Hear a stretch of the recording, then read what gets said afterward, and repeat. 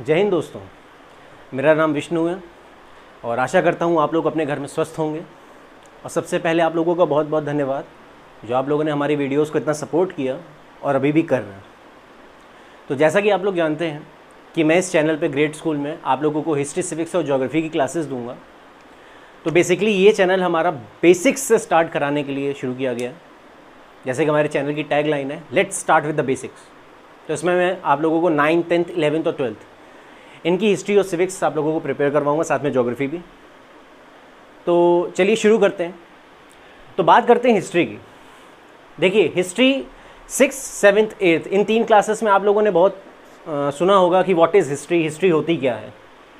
तो एक लाइन में मैं इसको कहूँगा, the study of all past events is called history. यानी कि हमारे पास्ट में जितने भी इवेंट्स हुए हैं उनको स्टडी करना हिस्ट्री कहलाता है। ठीक है। अब हिस्ट्री को पढ़ने के लिए कुछ सोर्सेज होनी चाहिए। किसी ने कहानी बता दी उस पर तो आप विश्वास कर नहीं सकते। कुछ सोर्सेज हैं जिसको पढ़ा गया है, समझा गया है, जाना गया है, तभी हम आज हिस्ट्री पे विश्वास कर पा रहे हैं। चाहे वो इंस्क्रिप्शन के बेसिस पे हो, चाहे वो मॉन्यूमेंट्स हों, चाहे वो हमारे आर्कियोलॉजिकल सर्वे ऑफ इंडिया जो है, इसने जब बहुत सारी जगहों की खुदाई करी तो उस पर जो हमको चीज़ें निकल के आई, उन सब चीज़ों को जब पढ़ा गया, देखा गया, समझा गया, तब हमको नई नई सभ्यताओं के बारे में पता चला कि अच्छा वो सभ्यताएँ भी थी, वहाँ पे ये सब होता था। तो ये सारी की सारी हिस्ट्री है, इतिहास है। अब हिस्ट्री का यूज़ कहाँ होता है, हमको क्या ज़रूरत, क्यों हिस्ट्री पढ़ने की इतनी ज़रूरत होती है। देखिए, आजकल के समय में अपने प्रेजेंट में अपनी पोजीशन को जानने के लिए हमको इतिहास को जानना बहुत ज़रूरी है। किसी डिबेट में बैठना चाहते हैं अगर आप लोग, तो आपको उस चीज़ का इतिहास पता होना चाहिए। कोई भी चैप्टर मैं यहाँ पे शुरू कराऊंगा, अगर मैं डायरेक्टली आप लोगों को कोई चैप्टर पढ़ाना शुरू कर दूंगा, आप लोगों को कुछ पल्ले नहीं पड़ेगा। लेकिन अगर मैं उसके इतिहास से लेकर उसकी पृष्ठभूमि एकदम क्लियर करते हुए पढ़ूंगा आगे, तो आप लोगों को चैप्टर भी उतना ही अच्छा क्लियर होता जाएगा। तो आज प्रेजेंट में हमारी कंडीशन क्या है, हमारी पोजीशन क्या है समाज में, उसको समझने के लिए हमको अपनी हिस्ट्री को समझना पड़ता है। और जो हिस्ट्री में गलतियाँ हो चुकी हैं उन गलतियों को ना दोहराएं हम प्रेजेंट में, ताकि हमारा फ्यूचर अच्छा रह सके, अच्छा बन सके। इसलिए भी हमको हिस्ट्री को समझना बहुत ज़्यादा ज़रूरी होता है। तो जैसे मैंने आपको बताया कि आज मैं क्लास 9 का एक टॉपिक उठाऊंगा पढ़ाने के लिए। मैं रैंडमली कोई टॉपिक्स उठाऊंगा, ऐसा नहीं कि मैं लाइन वाइज चल रहा हूँ। जैसे आज मैं जो टॉपिक उठाऊंगा वो दिल्ली सल्तनत उठाऊंगा।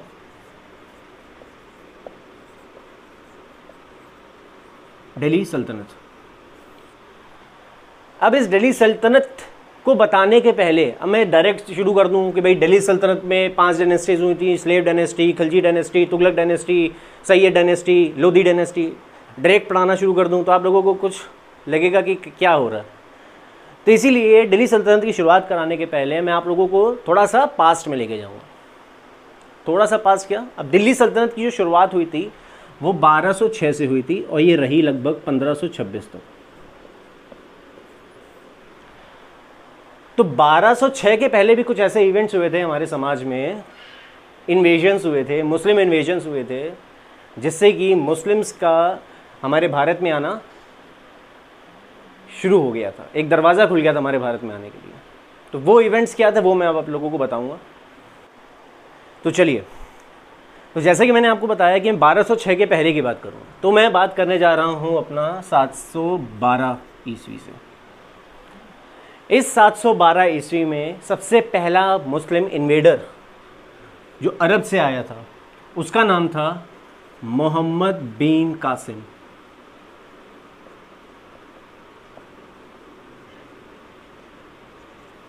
मोहम्मद बिन कासिम ने 712 ईस्वी में भारत में आक्रमण किया था और भारत का जो सिंध का एरिया था इसको इसने कैप्चर कर लिया था, जीत लिया था। 712 शताब्दी की बात है जब मोहम्मद बिन कासिम ने भारत के सिंध के इलाके को कैप्चर कर लिया था। अब 712 के बाद जो मेन इन्वेजन माना जाता है हमारे भारत में, वो माना जाता है महमूद गजनवी का। महमूद गजनवी ने 1000 से लेकर के 1025 तक लगभग 17 बार भारत में आक्रमण किया था।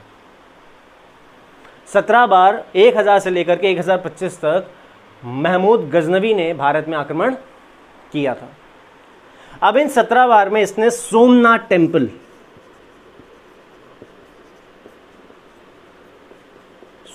टेम्पल को लूटा था।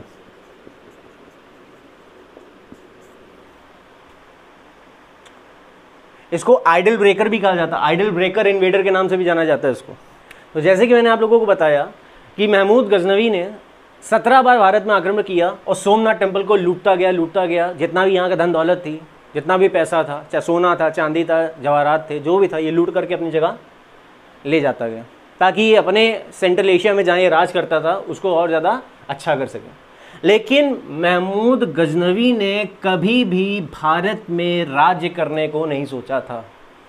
महमूद गजनवी ने कभी नहीं सोचा था कि वो कभी भारत में राज करे। उसका मोटो इतना ही था कि भारत में जितनी भी धन संपत्ति है उसको लूट सके और सेंट्रल एशिया में जहाँ ये राज करता है वहाँ ले जा करके अपने राज्य को धन संपन्न बना पाए। इतना काम था महमूद गजनवी का। अब महमूद गजनवी के बाद एक और मुस्लिम इन्वेडर आए जिनका नाम था मोहम्मद गौरी।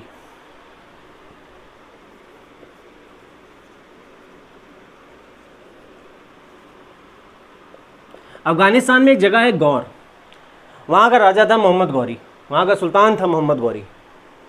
अब मोहम्मद गौरी ने जब अपनी नज़र भारत की तरफ करी तो मोहम्मद गौरी को था कि भाई मैं भारत पे पूरी तरीके से राज करना चाहता हूँ, क्योंकि भारत में इतना पैसा है कि मैं कब तक इसको लूटता रहूँगा, क्यों ना मैं इसके पूरा राज कर लूँ।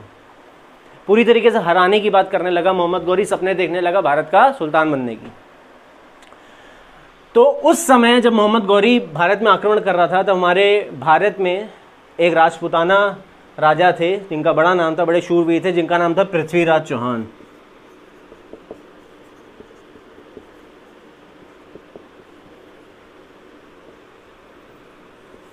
अब मोहम्मद गौरी और पृथ्वीराज चौहान के बीच में क्लैश होता। ये जो क्लैश हुआ था, सबसे पहला क्लैश हुआ था 1191 में, जिसका नाम था फर्स्ट बैटल ऑफ तराइन।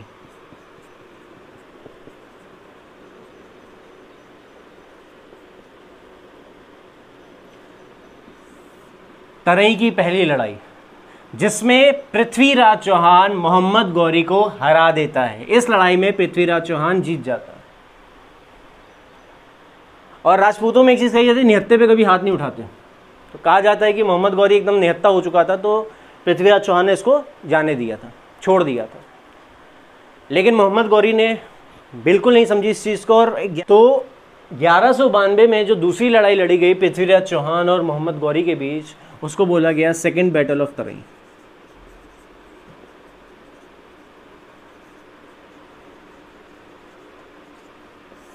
इस सेकेंड बैटल ऑफ तराइन में मोहम्मद गौरी जीत जाता है और पृथ्वीराज चौहान हार जाता है। तो पहली जो तराइन की लड़ाई हुई थी 1191 में, इसमें पृथ्वीराज चौहान जो थे वो जीत जाते हैं और मोहम्मद गौरी हार जाता है। और 1192 में जो दूसरी लड़ाई लड़ी जाती है, इसमें पृथ्वीराज चौहान हार जाता है और मोहम्मद गौरी जीत जाता है। कहने का मतलब ये है कि मोहम्मद गौरी की जीत के बाद भारत में मुस्लिम राजाओं का आना शुरू हो गया था। भारत में मुस्लिम सुल्तान बनने शुरू हो गए थे। अब लड़ाई होती है, मोहम्मद गौरी जीत गया। अब मोहम्मद गौरी अपने गौर वापस जाने लगा। मोहम्मद गौरी को लगा अब तो मैंने जीत ही लिया सब कुछ। तो मोहम्मद गौरी ने कहा मेरा यहाँ पे रुकने का कोई फ़ायदा नहीं है। तो मोहम्मद गौरी का एक गवर्नर था, बड़ा ही विश्वसनीय गवर्नर था, जो एक समय में इसने खरीदा था, स्लेव था जिसको इसने खरीदा था। बाद में उसको गवर्नर की पोस्ट दे दी गई थी, जिसका नाम था कुतुबुद्दीन ऐबक।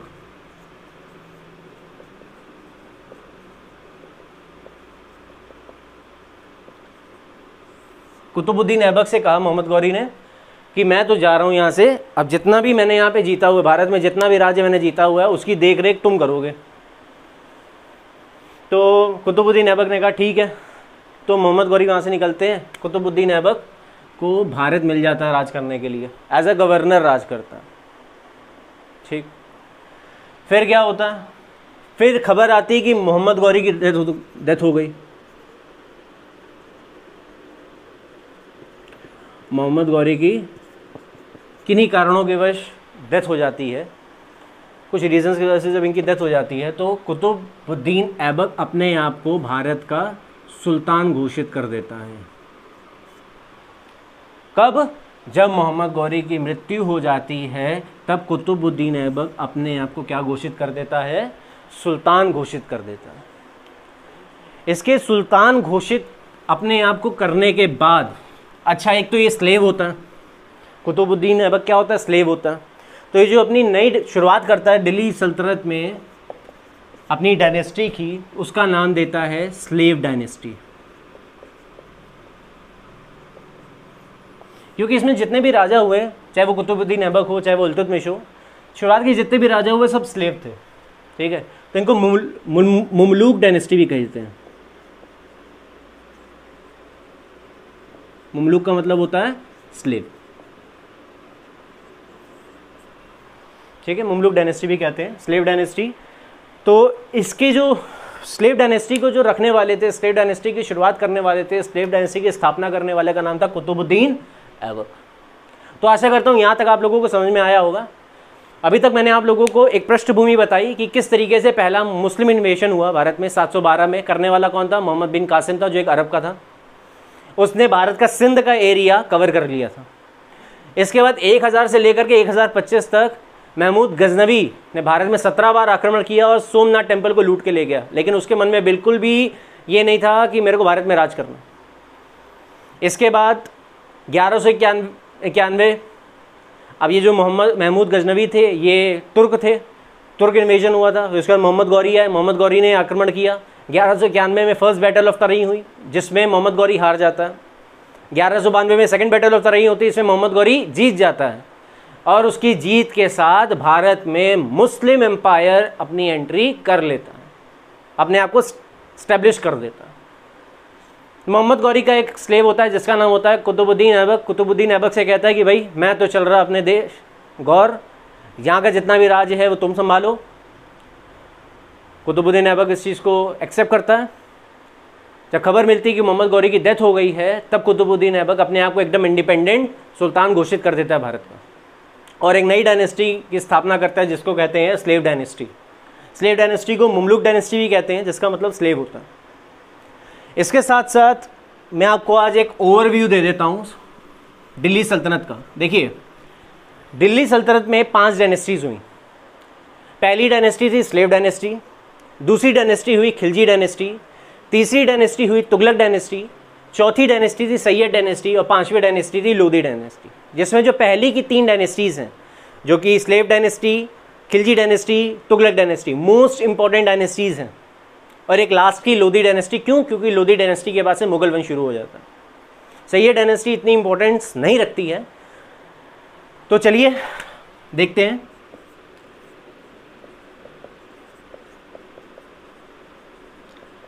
तो दिल्ली सल्तनत में जो सबसे पहली डायनेस्टी आई उसे कहा गया स्लेव डायनेस्टी। जो दिल्ली सल्तनत का पूरा टाइम पीरियड रहा वो रहा 1206 से 1526 का, जिसमें जो स्लेव डायनेस्टी आई इसका जो टाइम पीरियड रहा वो रहा 1206 से 1290 का। Slave dynasty. स्लेव डायनेस्टी के बाद जो दूसरी डायनेस्टी आई वो आई खिलजी डायनेस्टी।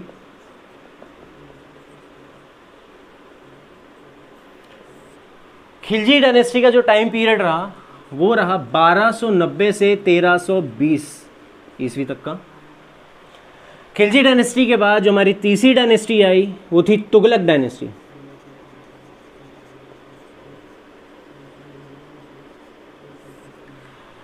तुगलक डायनेस्टी का जो टाइम पीरियड रहा वो रहा 1320 से 1398 यानी 1398 तक का। ये 3 डायनेस्टीज मोस्ट इंपॉर्टेंट है आपके सिलेबस को देखते हुए, slave dynasty, Khilji dynasty, Tughlaq dynasty. इसके बाद तुगलक डायनेस्टी के बाद जो चौथी डायनेस्टी आई वो थी आपकी सैयद डायनेस्टी। इसका जो टाइम पीरियड रहा वो रहा 1414 से 1451 ईस्वी तक का। और जो लास्ट डायनेस्टी दिल्ली सल्तनत ने देखी उसका नाम था लोधी डायनेस्टी। इसका जो टाइम पीरियड रहा वो 1451 से 1526 तक का रहा। 1526 ये ईयर इसलिए इंपॉर्टेंट है क्योंकि 1526 में ही फर्स्ट बैटल ऑफ पानीपत हुई थी।